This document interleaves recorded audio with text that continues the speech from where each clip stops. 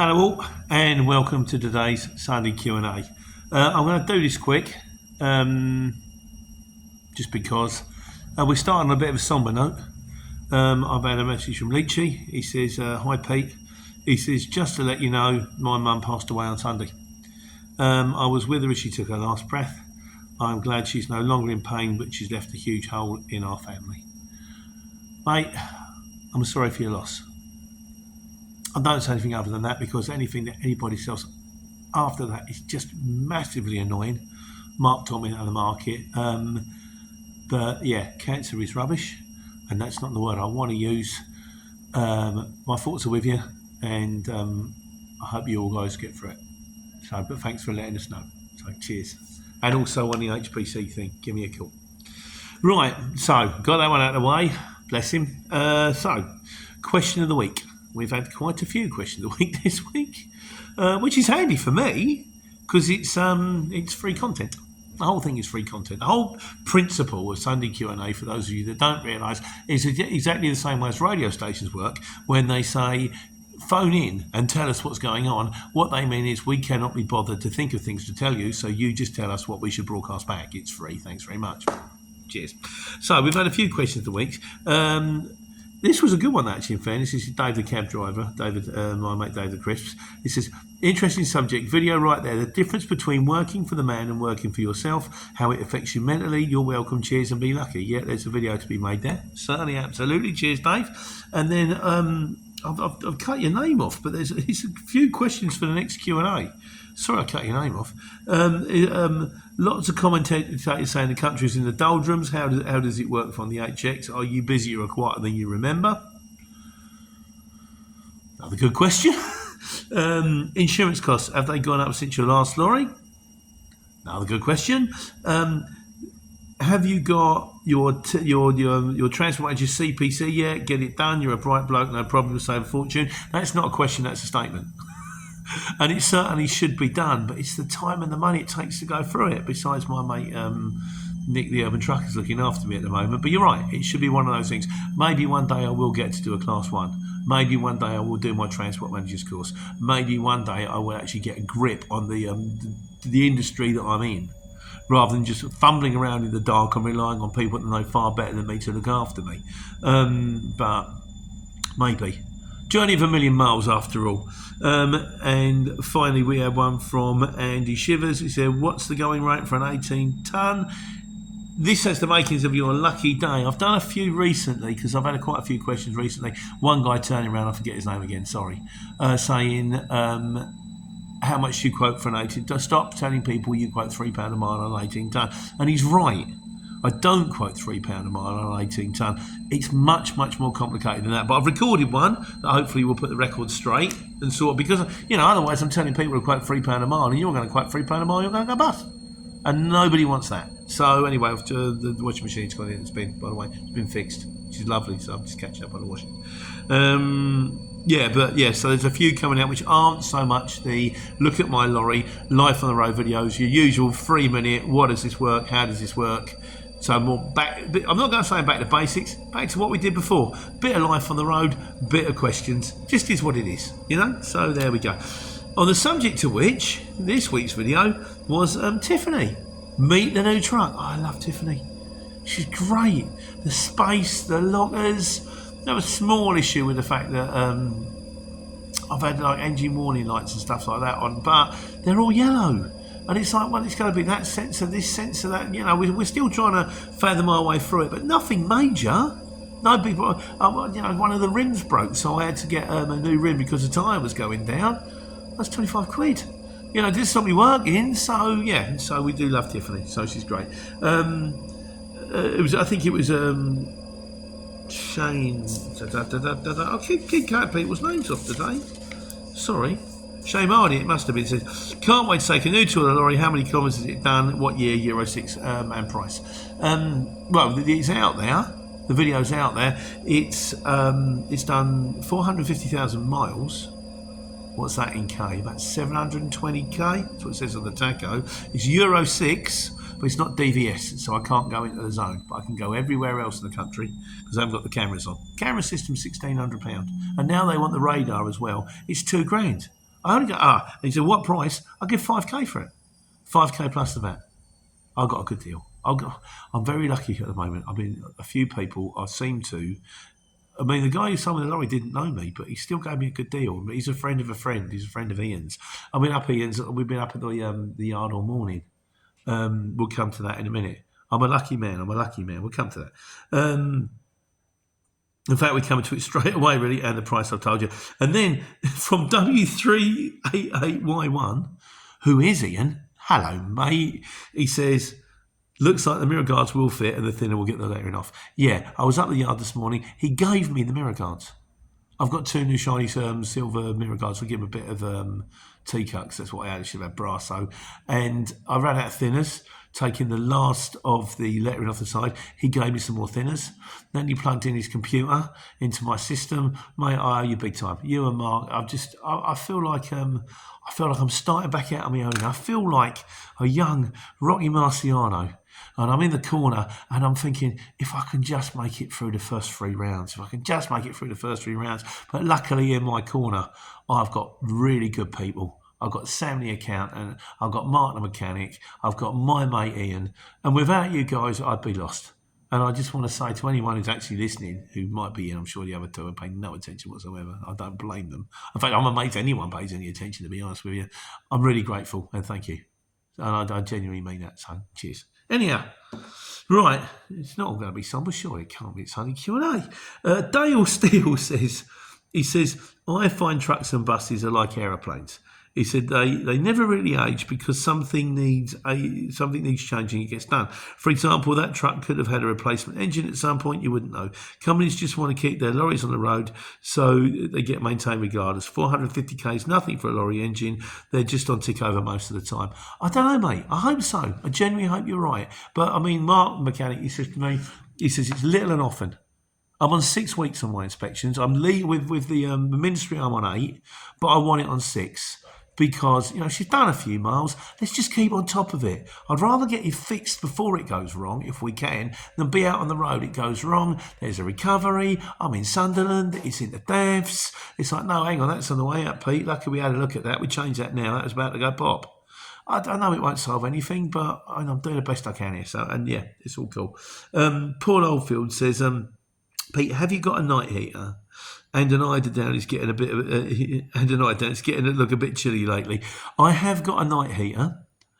Something I don't understand. A couple of things about that. So when you're in the bed, I've got the buttons here. One of them operates the light, which is over there. Not there. One of them's got a little clicky thing for a reading light. That's really cool. And one of them operates the electric sunroof. I've got electric mirrors, electric sunroof. It's like a Rolls Royce of trucks. It's fantastic. But there's no button for the night heater. The button for the night heater is on the dash over there. I'm like, why? I've got a thing I can turn it up and down with, but I turned it on. It's like a P with like 3 squiggly lines, and the light goes green, but I haven't actually worked out whether it's working or not yet. I will get around to it. It's on my list of things to do.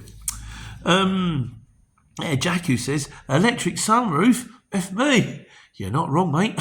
That's luxury. It's brilliant. Electric mirrors, electric sunroof. The seat's not worn. Every single... it's done 450,000 miles. They've got to change the seat because everyone gets out of the seat, gets in there. Why do they not design truck seats? We've got, for the driver, just one seat, for the driver's seat, a heavy bit of leather or strong fabric or something on one side. Because every single truck I've ever bought second-hand, that bit's worn out, foam's coming through. Because everybody drags themselves out, drags themselves in again, drags themselves out, drags themselves in again, and it wears out.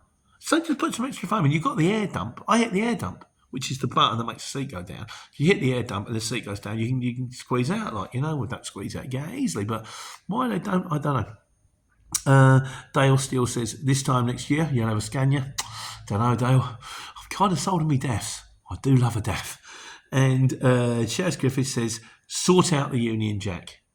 Well, Shaz, this has all the makings of your lucky day because there'll be a video going up. I think next week? Yeah, next week I think it is. I've righted the wrong. It is now finding the right way up. So, that was it on Tiffany. Didn't do a timestamp as usual because I'm hopeless. First day back. So, yeah, we did the video on the first day back. David Winner. says, this is Dave the Crisps. No flasks. Gone down a bit of a rabbit hole with the flasks, I've got to say, Dave. I'm ever so sorry to disappoint you. It's largely down to this guy called Chris Jensen, who's got a country song, which was out there in the last month or so, which is it's been about talking about, money doesn't buy happiness. He says, money doesn't buy happiness, but it could buy me a boat. And it could buy me a truck to pull it. And it could buy me a Yeti 220 iced down with some silver bullets. I had no idea what that was. I thought it was a gun.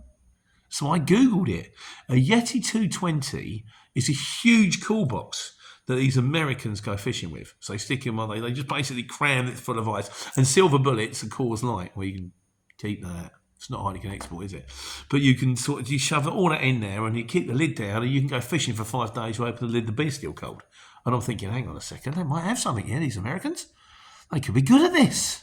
So I've gone down a rabbit hole of Yeti flasks. Yeti flasks, Yeti cups, Yeti quarter cups, Stanley flasks. They're apparently as good as Yetis. I think I found one. The question is whether I'm just going to go and do the money and go, it's no different than the other one. But it's my birthday soon, so I might treat myself to a new flask. I don't know. But as for no flask, no, flask every time. Always flask. Double denim, always double denim. Double denim and a flask every time. Shane Hardy says, nice to see you back in the wild, but you left us in suspense again. What can I do, Shane? I grew up watching Batman. Where am I kidding? I'm watching Batman now. It's on Prime. The Penguin is not a woman. For anyone who's watching the cartoon series, I'll spoil the rest of it. The Penguin is not a woman. It's just not. Anyone seen that new one with Colin Farrell? It's supposed to be really good. I love Colin Farrell. Great actor. In Bruges. I'd never hit a woman arm with a gun. Oh, I'm with the bottle. No, I've never hit a woman. I'd hit a woman arm with a bottle, but I'd never hit a woman. It's great, Anyhow, but I've got to do the rest. I'm falling behind. I say I'm falling behind, but I've done a lot of the 3-minute ones. The 3-minute ones are quicker. So I'll get that one sorted this weekend. I've been on the truck this weekend. I've been on the truck all morning. Then there's the Aldi shop, catch up release. And now I'm doing this. And of course, we're preparing for the wedding. I've just gone and bought 10 lime basil and mandarin candles, which are going to make the place smell nice, apparently. Okay. I don't know. I just do as I'm told. But no, we're preparing for the big day. The big day is, I think, it's Saturday today, so it's 3 weeks today. Got a suit. Lift your specs again, but I will get around to filling the bits and pieces in as I do. And finally on this one, Paul Oldfield says, it's okay to have higher mileage, Pete. Just remember to change the oil half of what the OEM recommend on your mileage. I've got Mark on that one. He's the guy. It's sort of, we'll do the oils, we'll do the filters, we'll do all that kind of stuff. I trust him. I said to him about changing the oils and things like the gearbox and stuff like that. He said, changing oil in your gearbox is 800 quid. I went, really? He said, Ian has got trucks that have done 1 million miles. He's never changed the oil in the gearbox. I went, we'll stick with the oil in the gearbox. I don't know. I stand on the shoulders of giants. I trust the people. I trust in the people that are behind me because I believe that they have got my best interest at heart. And I genuinely believe that. And I'm sure I'm right this time, which is cool. Right. So the wise guys. Neil Wilson says, there's some interesting questions here, actually, in fairness. Can you ask people what to do with parking tickets from ANPR cameras, how you deal with them? I had one, which we had one where we went do a delivery at a sports ground and like a Holiday Inn, and we got a ticket. And I went, you can't give me a ticket. I'm delivering stuff to you. You can't charge me for parking when I'm delivering stuff to you. No, we can. Then they said we're going to the Ombudsman. So I appealed it to the Ombudsman. The Ombudsman went, no, you still got to pay it. I didn't. I went, I'm not paying it. And this is to do with the old company anyway. So if they do turn around and say, well, you owe the money, I'll go, yeah, that company's gone bust. Those company's gone into suspension. So good luck with that. But I've never heard a word since. And I think with the AMPR, if it's different, if it's council or if it's government or something like that, those ones you pay because otherwise they'll go after you. But if the AMPR mob, I don't think they do. I don't even know how legally they stand. But we're on the wise guys here, so there's a cap. So let's have a bit more information for old Neil there. Neil Wilson, Niall. Don't know. Let's see if we can get back to the guy so we can fill in the blanks for the man. Paul Oldfield says, He says, well, these things, it's to do with the speeding thing. The Welsh, the guy who got the 20 mile an hour on the Welsh thing, he said, admit the offence, don't sign a declaration. I don't know if that means anything to you. I'm kind of a bit vague about it, but I hope that helps. The guy said, what do I do with all these 20 miles an hour that I got from driving around Wales? I thought I was obeying the speed limit. I wasn't. He said, admit the offence, but don't sign a declaration. Again, anyone's got more information, stick it in. Long Haul Courier says, what do you need to do van work from the UK to Europe?